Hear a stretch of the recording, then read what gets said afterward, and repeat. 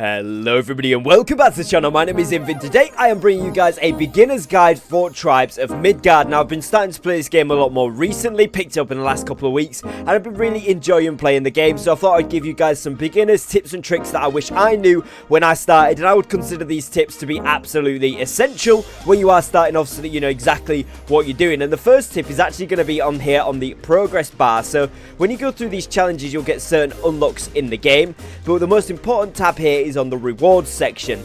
Now, as you will see, when you get to level 2 on this battle pass type reward section, if you like, you get more XP, you level up, you get a reward every time you level up, right? So currently at level 2 you get a harvester starting kit. Now this gives you the ability to start with a flint pickaxe and a flint lumber axe, as well as getting a lucky loot rune. You'll unlock this pretty much straight away after you've done the first tutorial, and it's really useful. You also get one from the progress challenges, which is on the common crafter challenge here, which just is craft a common item in any mode, and this gives you the opportunity to start with villagers armor set, shield and sword, which is really nice too. Now, as you can see, there's a ton of other things that you can get along here, such as these recipes for better swords, which is crafting a rare item. An uncommon one gives you a rune, and that's stuff that we can get into later on, but for now those are going to be your best stuff. So then you go over, head to the customize tab, click on the character, and starter kits will be available here. Now, as you can see, I've got an archer one too, but right now these are the two that we're starting with. So you can either start with the harvester starter kit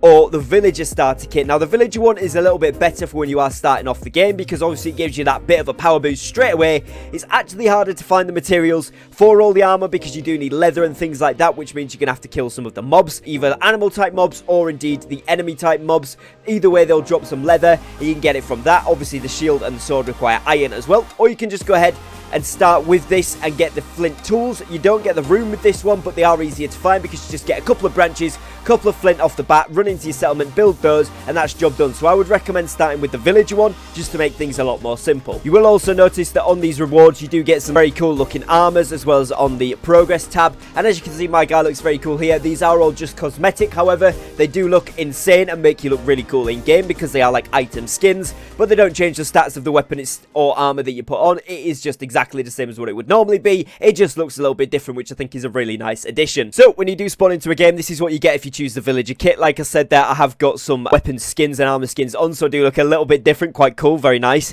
As you can see here, I don't have the tool to get the iron right away, but we do have the ability to pick up sticks and flint off the bat. So what we can do is just basically run around this first starting area. It's actually quite a nice area. This has got a lot of stone and things, which is nice. Flint is this stuff here, looks like stone with a black part in the middle, and that gives you the ability there. And then branch piles are literally just packs of sticks on the floor. So we want to get roughly 2 of each, as that should tell you in the just in the top right here. It does tell you how much you get each time, and roughly you want 2 branches and 2 flint piles before you head back to base. But as you can see here, whatever we find along the way we may as well pick up, because we are gathering souls as well, which is always good. So we can just go ahead and grab as much stuff as we can. We just need to find a little bit more branches, and then we can head in. There we go, perfect. And we can head straight into town, and I would always recommend doing that straight off the bat because it is really going to help you out. You can then head over to the Tinkerer. On the map it's just this little icon, which is like a pickaxe and a handsaw. If you head over here and talk to her, you can then build your flint lumber axe and your flint pickaxe, and obviously, as you can see, as you level these ones up, you can build better tools, and obviously you can build better resources. You then just basically want to explore the map. If you press M, it brings up the whole map for you. You want to explore the map, and you want to pick up everything that you can, as you want to get as many souls and as many materials as you possibly can on your first day and in your first couple of days here in Tribes of Midgard. Now this leads me nicely onto the next point, which is just to explore. In Tribes of Midgard there is a lot of stuff going on, a lot of areas, and you kind of want to traverse the map, see what's going on around you really early on, so that you know where you can go to get different things. And as well as this, when you are exploring, you can go to different zones where there will be fast travel shrines, and at these shrines you are able to actually fast travel between them once you've activated them from your hometown. So it means you can get back to base quicker, and it also means that you're able to get into some of those later game areas or mid game areas where you might want certain resources very easily later on in the game, which is always a really nice thing to have available. Now this is fine even if you get into areas which have a higher power level building you currently are. As you can see, I've got sufficient power for the area I'm currently in, which is 94 out of 20. But if I was in an area which does require more power, this isn't going to be too much of a problem early on, because obviously I've got some armor and weapons so I can stay alive and fight a few things. But on top of this, it just means that I can run through the areas, get the shrines, and obviously try and kite away from as many mobs as possible early on until I do go ahead and improve things. Now, as you can see here, I've just come across a barricade. These are super useful early on, as what you can do is go ahead and destroy these. They do take a bit of a beating when you've only got your level 1 armor and weapons on, but once you go ahead and destroy these, you'll actually get stone, iron ingots, or wrought iron as it's called in this game, and you will see I get wood and wood planks as well, which are really good. And on top of this, we've also just leveled up.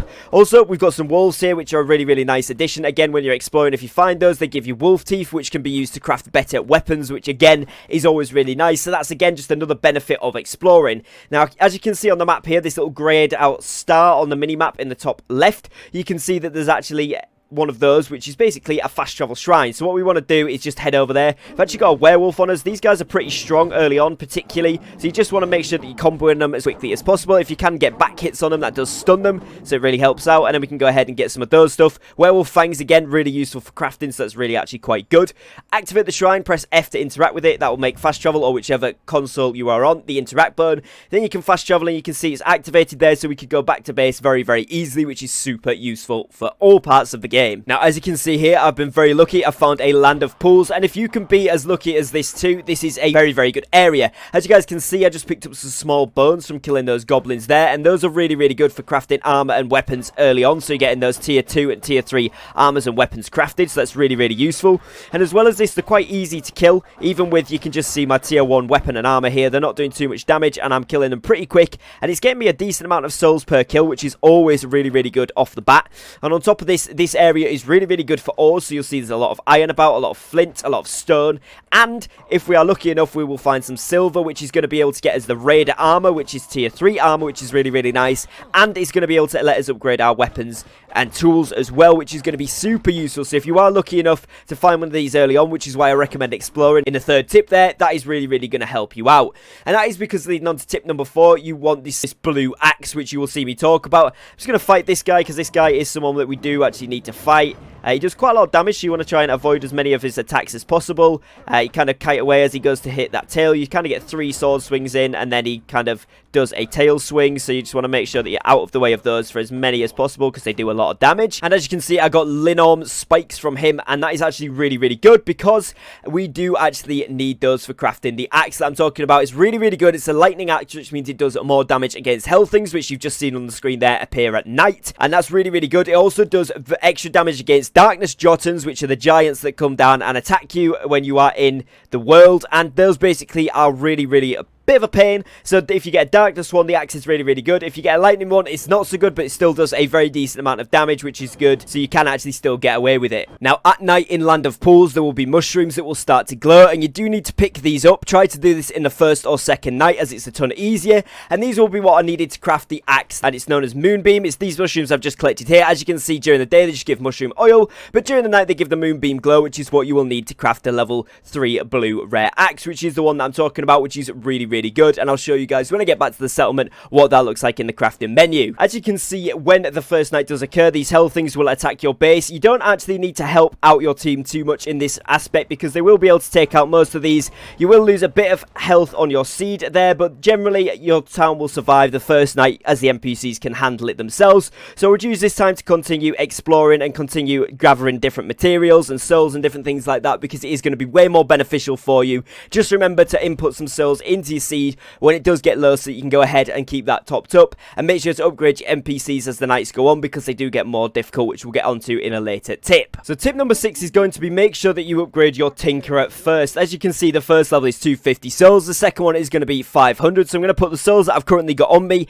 into the Tinkerer. The reason you want to upgrade this NPC first is because, first of all, you can get higher level tools, which is going to be better for gathering and obviously getting all your materials in, but secondly, you can also go ahead and craft different arrows if you're going to be using arranged. But on top of that, it's the wooden boards, the cut stone, and the wrought iron, which you really need early on, and that's going to allow you to build buildings around the map, upgrade your defenses, and actually build your defenses in the first place, which you're really going to need after night 3 when the first blood moon comes, which increases the difficulty of the hell things that attack your base. So you're going to want to make sure you're upgrading your tinkerer as fast as possible. Now this leads nicely onto tip number 7, which is getting the quarry built ASAP. Now as you can see, I've got a few materials and a few souls here, not quite enough to build this, but when we do go ahead and fully build this will give us iron, it will give us stone, it will give us ores, it will give us flint, it will give us all sorts of good stuff, which we're then able to use, which just goes directly into your war chest in your village. So it's really good and really useful to get early on, because I feel like ore and stone are kind of the things that are hardest to find. There's trees just about everywhere,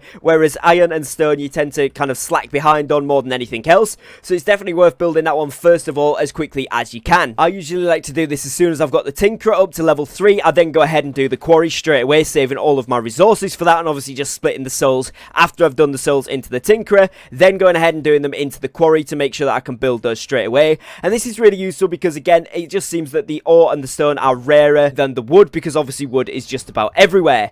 Now one really important thing to note is that there is 3 types of building, as you'll see on the map. The quarry, which is this stone arch down here, then you've got the tree arch, which is the lumberyard, and then the one that looks like a rawhide there, which is the farm. I usually then build the farm second and then the lumberyard, because I've got more than enough trees around and usually can sustain myself for the first couple of days quite well off that, but it's entirely up to you, whichever you prefer to do. Go ahead and upgrade those ones first, as they are really going to help you getting passive income of all of those different resources. Now blood moons increase the difficulty of the hell things that come at night and attack your settlement, and by your first blood moon you do want to try and get as many of your NPCs, particularly your tinkerer, up to level 3, and probably your weaponsmith as well, and try and get as many of these NPCs up to level 3 as you possibly can by this point, as it is really going to help. When you do get on towards day 4 and 5 after the first blood moon has occurred, what you really want to be doing is going into your village and building up these towers. As you can see, they cost 3 wooden boards, 2 cut stone, and 1 raw iron per one to build, and there's 2 on each gateway, so I recommend building 1 on each gate first while you've got the materials, and then when you get more materials, going ahead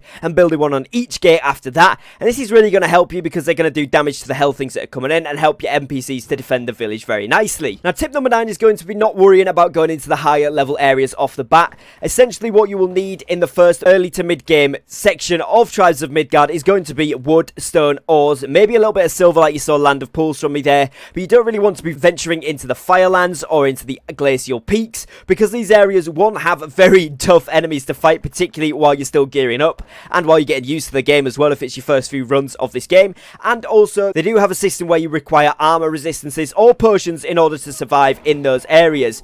So for example, when you are in the frozen area, you will gain frost. As you can see, there is a temperature bar in the top left of the screen just next to the minimap there, and if this goes into the cold section, your character will become too cold, meaning that you actually can't survive in there, and you will take a damage over time from being in that area. And the same goes for fire, but obviously it's heat instead of cold, and you'll take gradual damage being in that area too. Now, this is really important because it means you can't rush going into these areas, but when you are trying to eventually get in them towards the mid section of the game, you can sort of dip in and out, you know, kind of edge in there, grab a couple things, come back out, and keep doing that over and over, as soon as you do leave the area, you do lose the effects of being overheated, and it comes back down to the middle of the bar, similar to where it is now.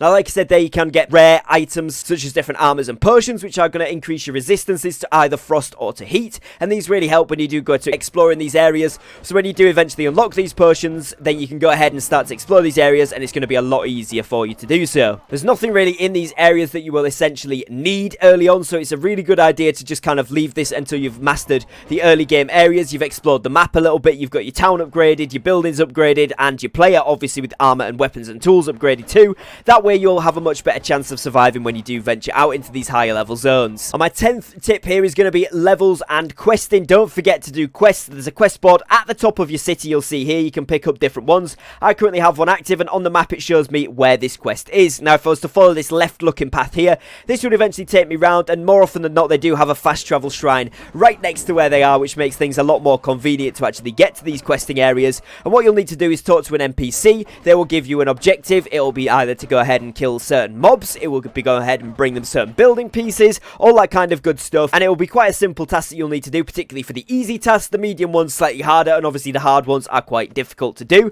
but once you go ahead and complete it, it does give you a massive amount of XP, which leads nicely into kind of like my 11th or bonus tip, but kind of links in with number 10, which is actually using your levels and XP when you do get it. So as you can see here, you can choose a blessing when you do level up. So I've unlocked the Guardian rank as well, or the Guardian class as well, but there is also Seer to unlock, Huntress, Berserker, Sentinel and Warden, and you start off with Ranger and then get Warrior very early on. Now, a nice one to go with for me when I'm playing solo is, of course, the Warrior, because this does give you a lot more damage opportunities and it gives you the opportunity to self-revive when you do get down here. So if we go ahead and select this one, this gives us an extra 4th mana bar, which is a really nice perk. And then you can see we've run out of points here, but when we level up we can go ahead and spec into more of these and you get some really nice stuff. And like I say, there is a self-revive on there, which can be really useful when you're starting off in solo games, because, you know, you might go down a few times. This allows you to get back up and it's really useful because it means you don't have to travel back to find all your gear. So make sure you're taking advantage of that and don't let any of them just sit idly as points. Make sure you use them.